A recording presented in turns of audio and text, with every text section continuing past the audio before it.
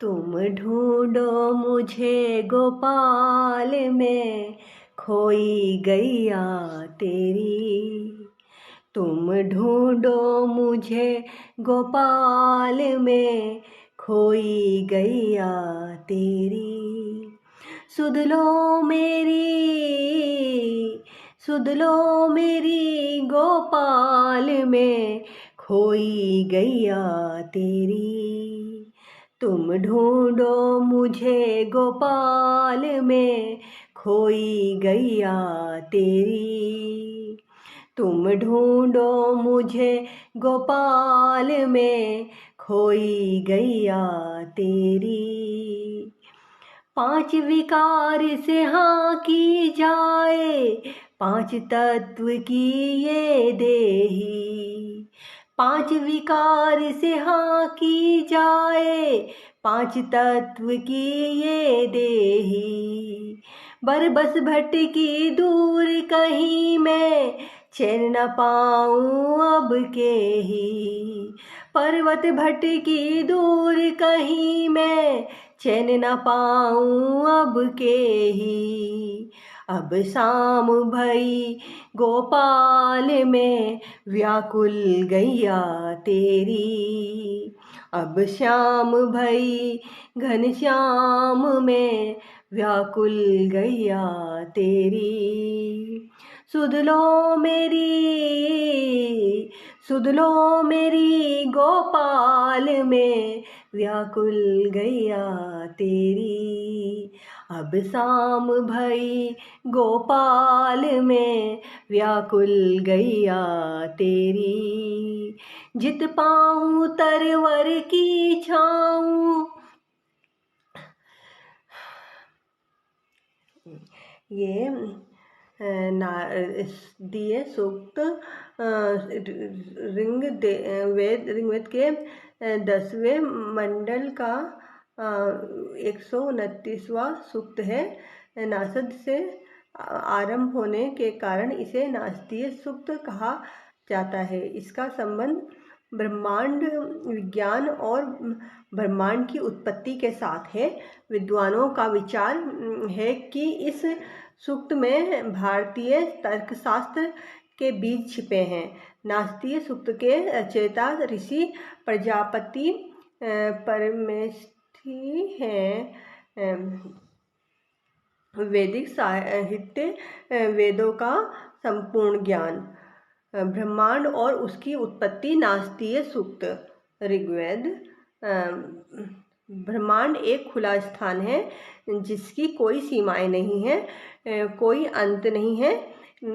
इसकी लंबाई, चौड़ाई, ऊंचाई और गहराई अनंत है, पर इसकी रचना कैसे और क्यों हुई। नासदीय सूक्त, जो कि सृष्टि की रचना के मंत्र के रूप में भी जाना जाता है, ऋग्वेद के 10वें मंडल का 129वां सूक्त है। इसका संबंध ब्रह्मांड विज्ञान और ब्रह्मांड की उत्पत्ति के साथ है। नासदीय सूक्त में कुल 7 मंत्र हैं। नासदीय सूक्त के 7 मंत्रों की हिंदी में संक्षिप्त व्याख्या। इस जगत की उत्पत्ति से पहले ना ही किसी का अस्तित्व था और ना ही अनस्तित्व। मतलब इस जगत की शुरुआत शून्य से हुई। तब ना हवा थी, ना आसमान था और ना उसके परे कुछ था। चारों ओर समुद्र की भांति गंभीर और गहन बस अंधकार के अलावा कुछ नहीं था। उस समय ना ही मृत्यु थी और ना ही अमरता, मतलब ना ही पृथ्वी पर कोई जीवन था और ना ही स्वर्ग में रहने वाले अमर लोग थे। उस समय दिन और रात भी नहीं थे। उस समय बस एक अनादि पदार्थ था जिसे प्रकृति कहा गया है। मतलब जिसका आदि या आरंभ न हो और जो सदा से बना चला आ रहा हो। शुरू में सिर्फ अंधकार में लिपटा अंधकार और वो जल की भांति अनादि पदार्थ था जिसका कोई रूप नहीं था, अर्थात जो अपना आयतन न बदलते हुए अपना रूप बदल सकता है।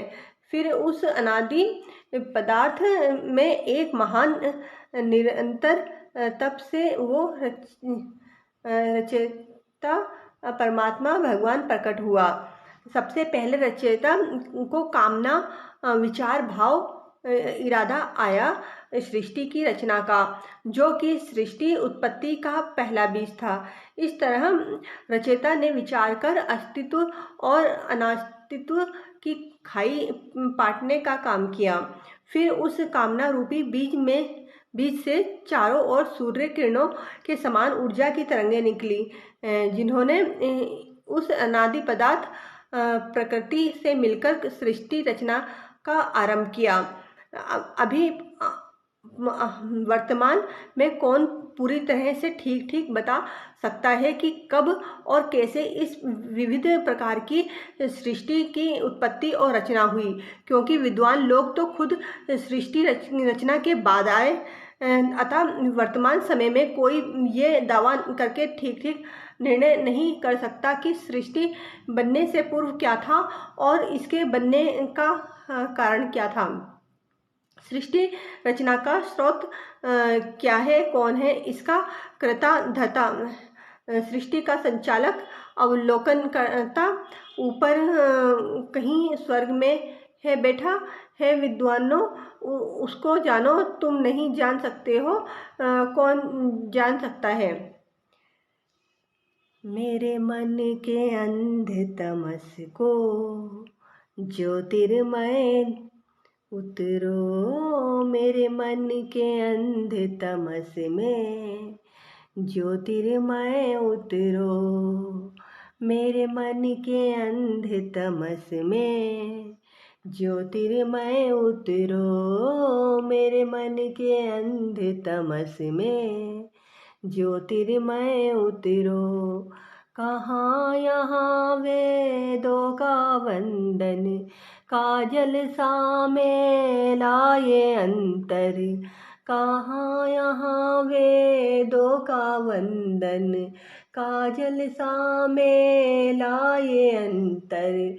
मेरे मन के अंधियारे को, मेरे मन के अंधियारे को ज्योतिर्मय निगलो, मेरे मन के अंध तमस में ज्योतिर्मय उतरो, मेरे मन के अंध तमस में ज्योतिर्मय उतरो, मेरे मन के अंध तमस को ज्योतिर्मय निगलो, मेरे मन के अंध तमस को ज्योतिर्मय निगलो।